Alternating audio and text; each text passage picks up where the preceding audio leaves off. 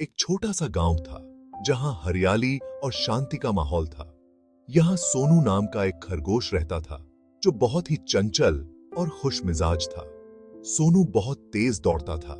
उसकी गति देखकर सब हैरान रह जाते थे।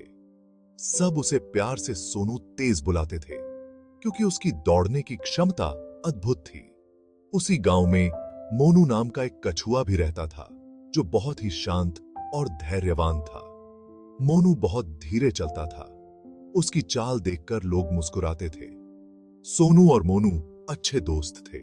उनकी दोस्ती गांव में मशहूर थी। हम हमेशा साथ खेलते थे, चाहे मौसम कैसा भी हो। सोनू अक्सर मोनू की धीमी गति पर हंसता था, लेकिन वह मजाक में ही ऐसा करता था। मोनू को बुरा नहीं लगता था क्योंकि वह जानता था कि सोनू का दिल साफ है। वह जानता था कि सोनू उससे प्यार करता है और उसकी हंसी में कोई बुराई नहीं है। सूटी सापी हिटाए। एक दिन सोनू और मोनू खेल रहे थे। वे दोनों बहुत अच्छे दोस्त थे और हमेशा साथ में मस्ती करते थे। अरे मोनू, तुम इतना आहिस्ता क्यों चलते हो? क्या तुम्हें जल्दी नहीं है? मैं तो कछुआ हूं ना सोनू, मेरी चाल धीमी ही होती है। मैं तेज दौड़ नहीं सकता, लेकिन मेरी धीमी चाल में भी एक मजा है। सोनू को मोनू की बात पर हंसी आ गई। उसे मोनू की धीमी चाल बहुत मजेदार लगी। चलो रेस लगाते हैं, देखते हैं कौन जीतता है। क्या तुम तैयार हो मोनू? देखते हैं कौन जीतता है। यह बहुत मजेदार होगा। मोनू ने पहले तो मना किया। उसे लगा कि वह सोनू से कभी नहीं जीत पाएगा, लेकिन सोनू के जिद करने पर वह मान गया। उसने सोचा, क्यों ना एक बार कोशिश की जाए। अगले दिन जंगल में रेस का आयोजन हुआ। सभी जानवर दौड़ देखने आए थे। सोनू और मोनू तैयार थे। Background sounds of animals chattering and excitement. एक बंदर ने झंडी दिखाई और रेस शुरू हो गई। सोनू बिजली की तरह दौड़ा। वह बहुत आगे निकल गया। मोनू धीरे धीरे चल रहा था। मुझे यकीन है कि मैं जीत जाऊंगा। सोनू ने पीछे मुड़कर देखा। मोनू बहुत पीछे था। मैं थोड़ा आराम कर लेता हूं। वह एक पेड़ के नीचे बैठ गया और सो गया। मोनू अपनी धीमी और स्थिर गति से चलता रहा। वह थका नहीं क्योंकि उसने हार नहीं मानी थी। जब सोनू की आंख खुली तो उसने देखा कि मोनू फिनिश लाइन के पास पहुंच गया है। मोनू की तेजी और दृढ़ संकल्प ने उसे आगे बढ़ा दिया था। सोनू को अपनी गलती का एहसास हुआ, लेकिन अब समय बहुत कम था। सोनू तेजी से भागा, लेकिन बहुत देर हो चुकी थी। उसने अपनी पूरी ताकत लगा दी, लेकिन मोनू पहले ही फिनिश लाइन पार कर चुका था। सोनू के चेहरे पर तनाव और निराशा साफ झलक रही थी। मोनू ने रेस जीत ली थी।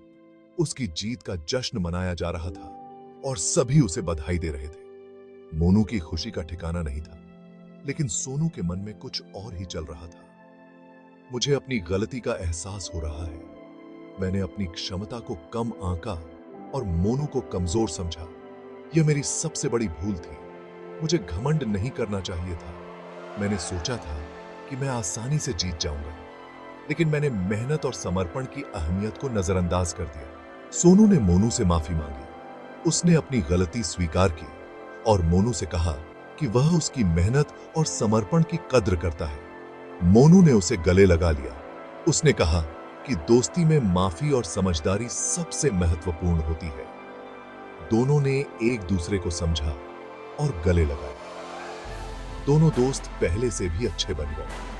उन्होंने अपनी गलतियों से सीखा और एक दूसरे के साथ और भी मजबूत हो गए। अब वे हर चुनौती का सामना साथ मिलकर करते थे।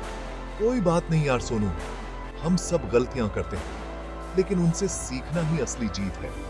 हम हमेशा से दोस्त थे और रहेंगे। हमारी दोस्ती किसी भी रेस से ज्यादा महत्वपूर्ण है। इस कहानी से हमें यह शिक्षा मिलती है कि घमंड करना अच्छी बात नहीं है। हमें हमेशा अपने दोस्तों की कद्र करनी चाहिए और उनकी मेहनत का सम्मान करना चाहिए। हमें हमेशा धैर्य और मेहनत से काम लेना चाहिए। सफलता का कोई शॉर्टकट नहीं होता और सच्ची मेहनत ही हमें हमारे लक्ष्य तक पहुंचा सकती है। धीमे और स्थिर रहकर ही हम अपने लक्ष्य को प्राप्त कर सकते हैं। यह कहानी हमें सिखाती है कि सच्ची दोस्ती और मेहनत से ही हम जीवन में सफल हो सकते हैं।